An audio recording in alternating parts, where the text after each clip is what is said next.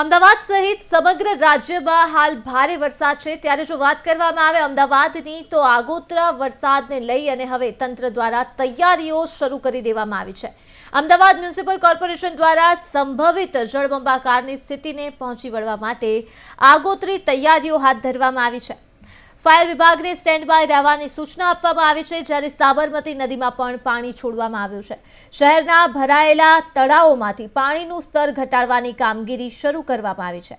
વસ્ત્રાપુર તળાવમાંથી પણ પંપ દ્વારા પાણી બહાર કાઢવામાં આવી રહ્યું છે, જેથી ભારે વરસાદના સમયે વરસાદી પાણી સફળતાથી તળાવમાં સમાઈ શકે। આ સમગ્ર તૈયારીઓને લઈને પૂર્વ સ્ટેન્ડિંગ કમિટી ચેરમેન દેવાંગ નાણી અને વોટર કમિટી ચેરમેન ધરમસિંહ દેસાઈએ માહિતી આપી।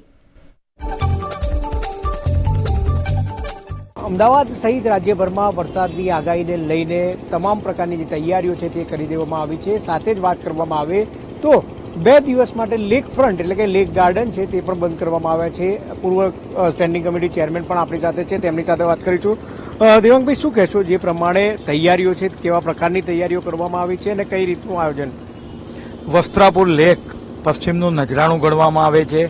ગત અઠવાડિયે જે હેવી રેન થયો, સદીનો સૌથી વધારે રેન પડ્યો, પરિણામે વસ્ત્રાપુર લેકની અંદર આજુબાજુના 3 કિલોમીટર એરિયાનું પાણી જજીસ બંગલા, માનસી સર્કલ, એનએફડી સર્કલ, હેલ્મેટ સર્કલ, આ તમામ વિસ્તારનું પાણી આ લેકમાં સ્ટ્રોમ વોટર દ્વારા આવ્યું હતું અને પાણી ઝડપથી નિકાલ થયો હતો। પરિણામે આ લેક સંપૂર્ણ ભરાઈ ચૂક્યો હતો, વોકિંગ ટ્રેક પર પાણી આવી ગયા હતા।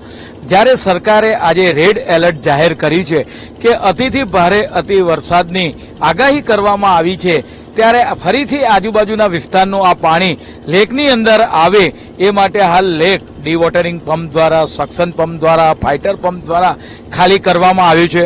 આ લેકની કેપેસિટી 23 લાખ ગેલન લીટરની છે, જેમાંથી 5.5 લાખ ગેલન લીટર પાણી હાલમાં ખાલી કરવામાં આવ્યું છે। પરિણામે બપોર પછી ભારે વરસાદ થાય તો નગરજનોને તકલીફ ના પડે એટલા માટે હાલ લેક ખાલી કરીને એ પાણી નદીની અંદર છોડવામાં આવી રહ્યું છે।